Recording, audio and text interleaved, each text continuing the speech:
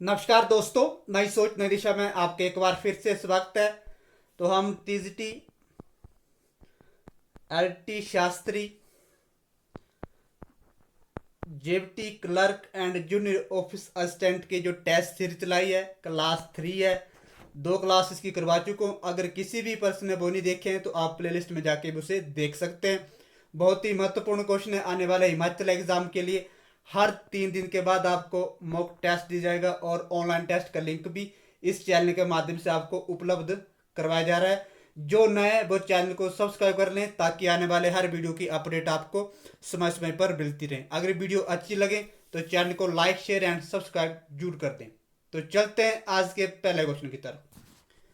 दूरबीन का आविष्कार किसने किया था? जल्दी से बताएं। तब तक हम बात करें रदरफोर्ड ने किसकी खोज की थी। जल्दी से बताएं, रदरफोर्ड ने किसकी खोज की थी? अगर किसी को पता तो प्लीज बताएं। तो उनके द्वारा प्रोटॉन की खोज की गई थी।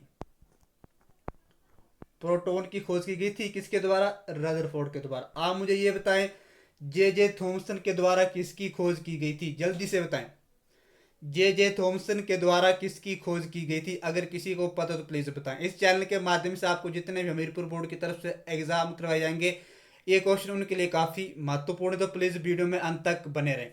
जे जे थॉमसन के द्वारा किसकी खोज की गई थी? इलेक्ट्रॉन। और आप मुझे ये बताएं, न्यूटन की खोज किसके द्वारा की गई थी? अगर किसी को पता तो प्लीज बताएं। न्यूटन की खोज किसके द्वारा की गई थी? जल्दी से बताएं। तो इसका राइट आंसर होगा चैडविक। चैडविक के द्वारा न्यूटन की खोज की गई थी और जे जे थॉमस के द्वारा इलेक्ट्रॉन एंड रदरफोर्ड के द्वारा प्रोटॉन। और दूरबीन का आविष्कार किसने किया था? Galileo. A option is right. तो इस तरह क्वेश्चन आपको टेट और जितने भी आपके हमीरपुर बोर्ड की तरफ से एग्जाम करवाए जाएंगे उनमें देखने को जरूर मिलेंगे। तो ये रहा नेक्स्ट क्वेश्चन। राष्ट्रीय गीत वंदे मातरम के रचयिता कौन है? जल्दी से बताएं। 4 ऑप्शन आपके पास हैं, ध्यान से इसका राइट आंसर बताएं। इस क्वेश्चन में कई बार कंफ्यूजन हो जाते हैं कि रविंद्रनाथ टैगोर ने राष्ट्रीय गीत वंदे मातरम के रचयिता, तो इस तरह के आप कई बार कंफ्यूज हो जाते हैं। तो जल्दी से बताएं, राष्ट्रीय गीत वंदे मातरम के रचयिता कौन है? देखते हैं सबसे पहले कौन इसका राइट आंसर बता पाता है। तो इसका राइट आंसर होगा बंकिम चंद्र चटर्जी राष्ट्रीय गीत वंदे मातरम के रचयिता है और रविंद्रनाथ टैगोर राष्ट्रीय गान के रचयिता है। तो इस तरह क्वेश्चन आपको आने वाले हिमाचल एग्जाम में देखने को जरूर मिलेंगे, तो वीडियो में अंत तक बने रहे। ये रहा नेक्स्ट क्वेश्चन। माँ माया कौन थी? जल्दी से बताएं, जो माँ माया थी वो कौन थी? देखते हैं सबसे पहले कौन इसका राइट आंसर बता पाता है। 4 ऑप्शन आपके पास है, ध्यान से इसका राइट आंसर बताएं। माँ माया कौन थी? तो इसका राइट आंसर होगा गौतम बुद्ध की जो माता थी माँ माया, उनका नाम था। अगर गौतम बुद्ध की बात करें तो बौद्ध धर्म के संस्थापक कौन थे? जल्दी से बताएं, बौद्ध धर्म के संस्थापक कौन थे? गौतम बुद्ध। गौतम बुद्ध दो बौद्ध धर्म के संस्थापक थे और इन्हें एशिया का ज्योतिपुंज भी कहा जाता है। किसे? गौतम बुद्ध को एशिया का ज्योतिपुंज भी गौतम बुद्ध को कहा जाता है। माता का नाम क्या था? माँ माया। आप मुझे ये बताएं, गौतम बुद्ध का जन्म कब हुआ था? इस तरह क्वेश्चन आपको हमीरपुर बोर्ड की एग्जाम में देखने को जरूर मिलेंगे। गौतम बुद्ध का जन्म कब हुआ था? अगर किसी को पता तो प्लीज बताएं। गौतम बुद्ध का जन्म कब हुआ था? 563 ईसा पूर्व में गौतम बुद्ध का जन्म हुआ था। आप मुझे ये बताएं, गौतम बुद्ध का जन्म स्थान कौन सा है? जल्दी से बताएं। गौतम बुद्ध का कई बार आपको एग्जाम में पूछ लिया जाता है कि गौतम बुद्ध का जन्म स्थान क्या है। अगर किसी को पता तो प्लीज बताएं, गौतम बुद्ध का जन्म स्थान क्या है? तो उनका जन्म स्थान था कपिल वस्तु लुम्बिनी स्थान पर गौतम बुद्ध का जन्म हुआ था 563 ईसा पूर्व में। आप मुझे ये बताएं, गौतम बुद्ध का बचपन का नाम क्या था? जल्दी से बताएं, जो गौतम बुद्ध था उसका बचपन का नाम क्या था? जल्दी से बताएं। इस चैनल के माध्यम से एक एक क्वेश्चन आपको करवाया जाएगा विस्तार से, जो कि आने वाले हिमाचल एग्जाम में आपको देखने को जरूर मिलेगा। अगर टेस्ट सीरीज अच्छी लगे तो प्लीज़ अपने विचार सुझाव जरूर दीजिए ताकि हमें भी मोटिवेशन मिले और हम नए नए क्वेश्चन आपको जो एक्सपेक्टेड क्वेश्चन है उन्हीं को लेकर आपके सामने डिस्कस कर रहे हैं। तो जो गौतम बुद्ध था उसका बचपन का नाम था सिद्धार्थ।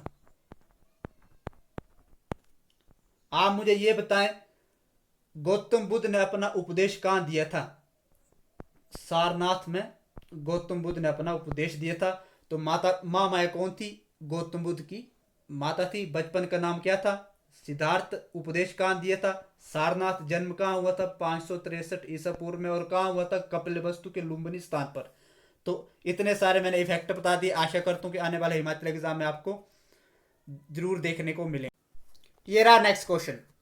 राष्ट्रभूषण और पद्मश्री से कौन अलंकृत है? राष्ट्रभूषण और पद्मश्री किसे दिया गया था? चार ऑप्शन आपके पास हैं, ध्यान से इसका राइट आंसर बताएं। देखते हैं सबसे पहले कौन इसका राइट आंसर बता पाता है। प्लीज लाइक एंड शेयर जरूर करें। कोई भी लाइक शेयर एंड सब्सक्राइब नहीं कर रहा है, जल्दी से बताएं। राष्ट्रभूषण और पद्मश्री से कौन अलंकृत है? तो इसका राइट आंसर होगा बाबा आमटे सियोफन इज राइट। ये रहा नेक्स्ट क्वेश्चन। गीतांजलि के रचनाकार कौन है? जल्दी से बताएं। गीतांजलि के रचनाकार कौन है? चार ऑप्शन आपके पास हैं, ध्यान से इसका राइट आंसर बताएं। तो इसका राइट आंसर होगा रविंद्रनाथ टैगोर। आप मुझे ये बताएं, निराला के द्वारा किसकी रचना की गई थी? अगर आपको पता हो तो प्लीज बताएं। निराला के द्वारा कौन कौन सी रचनाएं की गई थी? अगर किसी को पता हो तो प्लीज बताएं। तो इनको द्वारा परिमल, सूर्यकांत त्रिपाठी। निराला के द्वारा परिमल, जूही की कली, कुकुरमता। तो इनके द्वारा परिमल, जूही की कला एंड कुकुरमता, सूर्यकांत त्रिपाठी के द्वारा इनकी रचना की गई थी। नेक्स्ट बात करें, महादेवी वर्मा के द्वारा कौन कौन सी रचनाएं की गई थी? अगर किसी को पता तो प्लीज बताएं। महादेवी वर्मा,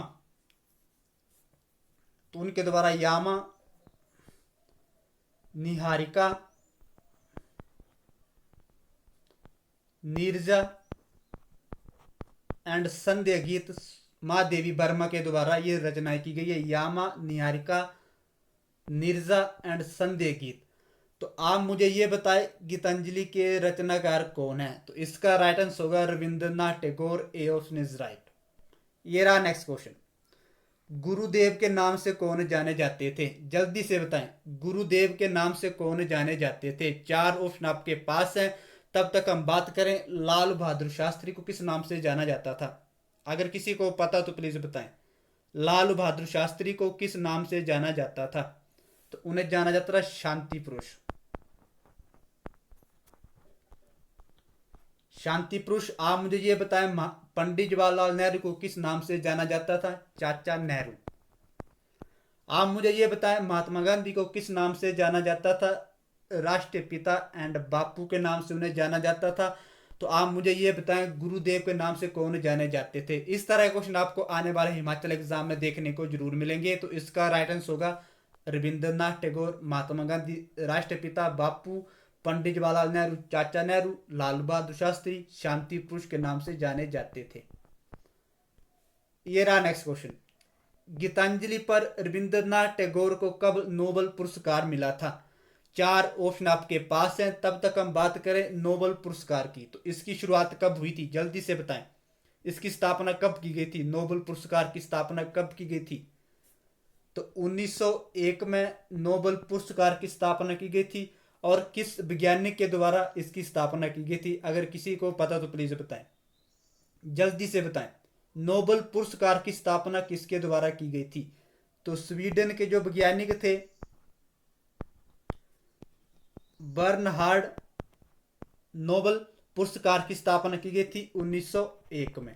आप मुझे ये बताएं, हर वर्ष नोबेल पुरस्कार कब दिए जाते हैं? अगर किसी को पता तो प्लीज बताएं। हर वर्ष नोबेल पुरस्कार कब दिए जाते हैं? तो 10 दिसंबर को नोबेल पुरस्कार दिए जाते हैं।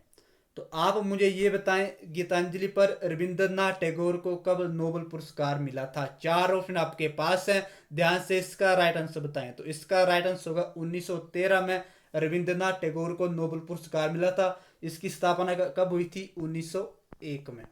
और हर वर्ष 10 दिसंबर को ये पुरस्कार दिए जाते हैं। तो B option is right. Video अच्छी लगे तो लाइक शेयर एंड सब्सक्राइब जरूर कर दें। ये रहा नेक्स्ट क्वेश्चन, शांति निकेतन किससे संबंधित है?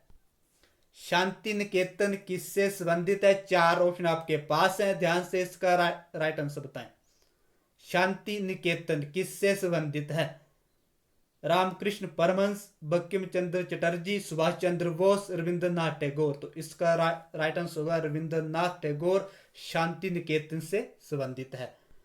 ये रहा नेक्स्ट क्वेश्चन, लॉर्ड कॉर्नवालिस द्वारा स्थायी बंदोबस्त की पद्धति कब लागू की गई थी? जल्दी से बताएं। लॉर्ड कॉर्नवालिस द्वारा स्थायी बंदोबस्त की पद्धति कब लागू की गई थी? जल्दी से बताएं। देखते हैं सबसे पहले कौन इसका राइट आंसर बता पाता है, जल्दी से बताएं।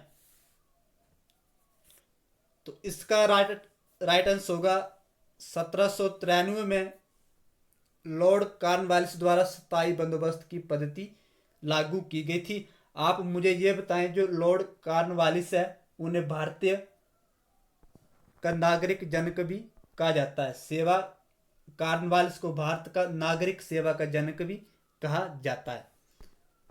ये रहा नेक्स्ट क्वेश्चन, सिंधु घाटी सभ्यता के बारे में कौन सा कथन सत्य है? आप मुझे ये बताएं, सिंधु घाटी सभ्यता की खोज किसके द्वारा की गई थी और कब की गई थी? जल्दी से बताएं। दयाराम साहनी के द्वारा सिंधु घाटी सभ्यता की खोज की गई थी 1921 में। तो सिंधु घाटी सभ्यता के बारे में कौन सा कथन सही है? जल्दी से बताएं। 4 ऑप्शन आपके पास हैं, ध्यान से इसका राइट आंसर बताएं। तो ए ऑप्शन राइट, उत्तम नगर योजना, श्रेष्ठ भवन निर्माण, सिंधु घाटी सभ्यता के बारे में सही कथन है। वहां पे उत्तम नगर योजना एंड श्रेष्ठ भवन निर्माण का काम किया जाता था। तो ए ऑप्शन इज राइट। स्थापना कब हुई थी? 1921 में दयाराम साहनी के द्वारा। ये रहा नेक्स्ट क्वेश्चन, लाल ग्रह किसे कहते हैं? 4 ऑप्शन आपके पास हैं, ध्यान से इसका राइट आंसर बताएं। तब तक हम बात करें, बृहस्पति को किस ग्रह के नाम से जाना जाता है? जल्दी से बताएं। बृहस्पति, तो ये विशाल लाल धब्बे वाला ग्रह है। कौन? बृहस्पति धब्बे वाला ग्रह है और ये सबसे बड़ा ग्रह है बृहस्पति। बात करें शुक्र को किस नाम से जाना जाता है और उसे कौन सा ग्रह कहते हैं? जल्दी से बताएं। देखते हैं सबसे पहले कौन इसका राइट आंसर बता पाता है। तो शुक्र को पृथ्वी की बहन भी कहा जाता है। शुक्र को पृथ्वी की बहन भी कहा जाता है। और क्या कहा जाता है? अगर किसी को पता तो प्लीज बताएं, जल्दी से बताएं। शुक्र को तो भोर का तारा, और क्या कहा जाता है? सांझ का तारा एंड सुंदर्य का देव शुक्र को कहा जाता है। तो आप मुझे ये बताएं, लाल ग्रह किसे कहते हैं? तो मंगल, बी ऑप्शन इज राइट। तो आप मुझे ये बताएं, जो बुध है वो सबसे छोटा ग्रह है। तो इस तरह क्वेश्चन भी आपके एग्जाम में पूछे जा चुके हैं। तो यहाँ से भी आपका हर एग्जाम में क्वेश्चन पूछा जाएगा। तो वीडियो में अंत तक बने रहें। ऑनलाइन टेस्ट का आपको डिस्क्रिप्शन में दिया जाएगा। जो भी आपके अभी तक जितने भी आपके महत्वपूर्ण क्वेश्चन करवाए गए हैं, 3 टेस्ट सीरीज जो करवाई गई हैं, क्लास 3 जितने भी 3 क्लास के आपके महत्वपूर्ण क्वेश्चन बने 50, उसका ऑनलाइन टेस्ट का लिंक आपको डिस्क्रिप्शन में दिया जाएगा। उसके ऊपर आप क्लिक करके उसे देकर अपना इवैल्यूएशन कर सकते हैं। ये रहा नेक्स्ट क्वेश्चन, गुब्बारे को भरने के लिए किस गैस का प्रयोग किया जाता है? 4 ऑप्शन आपके पास है, जल्दी से इसका राइट आंसर बताएं। गुब्बारे को भरने के लिए किस गैस का प्रयोग किया जाता है?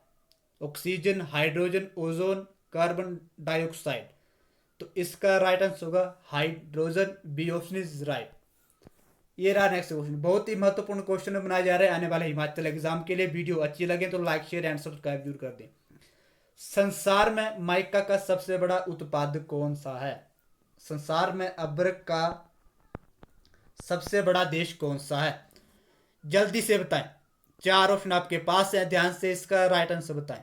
USA, UK, Canada, Bharat.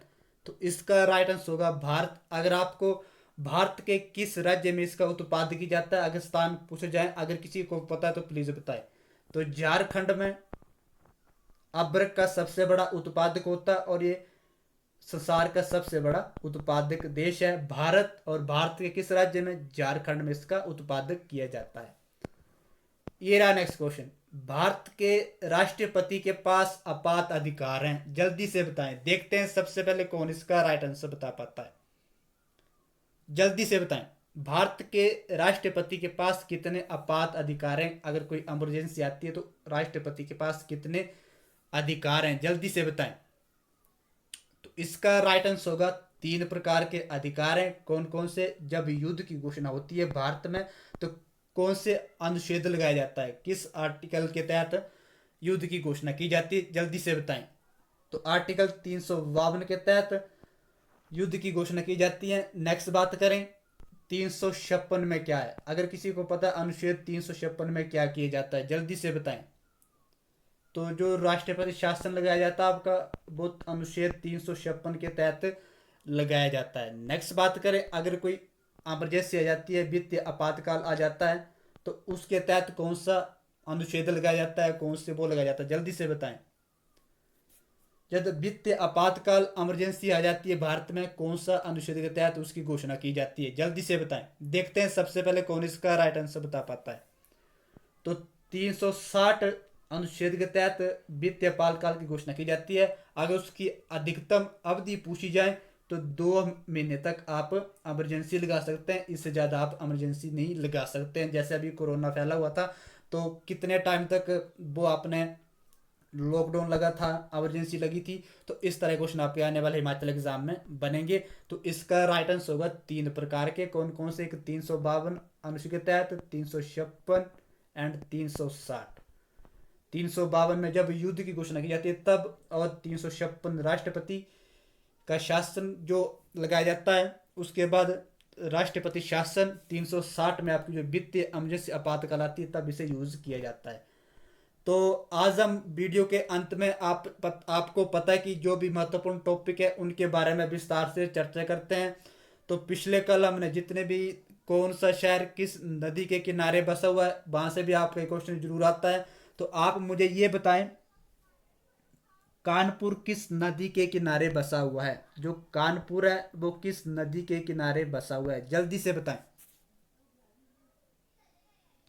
जल्दी से बताएं, कानपुर किस नदी के किनारे बसा हुआ है? तो गंगा नदी के किनारे ये बसा हुआ है। नेक्स्ट बात करें, श्रीनगर किस नदी के किनारे बसा हुआ है?